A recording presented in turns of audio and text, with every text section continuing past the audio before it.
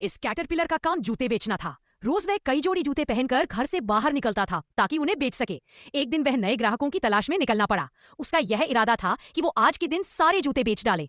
चलते चलते उसकी मुलाकात एक मकड़ी से हुई।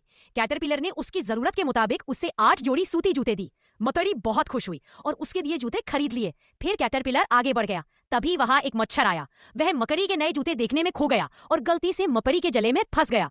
आगे जाकर कैटरपिलर को एक ब्रिंग मिला है जो हर दिन गीली जमीन पर नंगे पैर दौड़ता था। कैटरपिलर ने उससे कहा कि तुम्हें सूती जूते पहनना चाहिए। ब्रिंग को यह बात पसंद आई और उसने 10 जोड़ी सूती जूते खरीद लिए। वह जूते पहनकर बहुत खुश हुआ। उसको जूते देकर कैटरपिलर आगे चला गया अपने और जूते बेचने के लिए। तभी उसे एक टिड्डा दिखाई दिया। वह उछलने कूदने की प्रैक्टिस कर रहा था। कैटरपिलर ने उसे इलास्टिक वाले जूते दी। टिड्डे ने जूते पहने और बहुत खुश हुआ। अब कैटरपिलर को और नए ग्राहकों की जरूरत थी। वह आगे चला गया। तभी उसके सामने जमीन से लेकिन जब कैटरपिलर ने देखा कि उस कीड़े के तो पर ही नहीं है तो वो चुपचाप आगे को निकल गया। थोड़ा और आगे जाने के बाद वो एक मशरूम के पास रुका जहां एक गेंडा ब्रिंग आराम कर रहा था और उसे ठंडे जूते की जरूरत थी।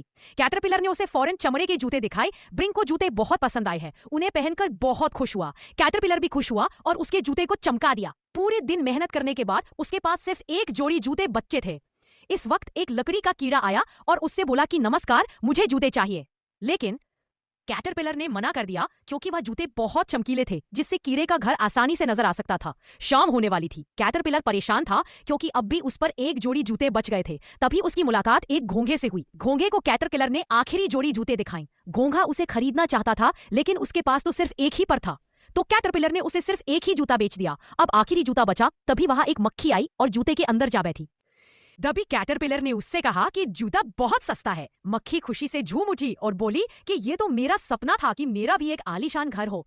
तभी उसने अपने सभी दोस्तों को बुला लिया और सबने मिलकर रात को जूते के अंदर पार्टी करी। बेहद मेहनत और थकाऊ दिन के बाद कैटरपिलर ने अपने सारे जूते बेच दिए। अब वह पेड़ की डाल पर गया और वहां अपना कोकून बनाने लगा और थोड़े समय बाद वह एक सुंदर तितली बन गया।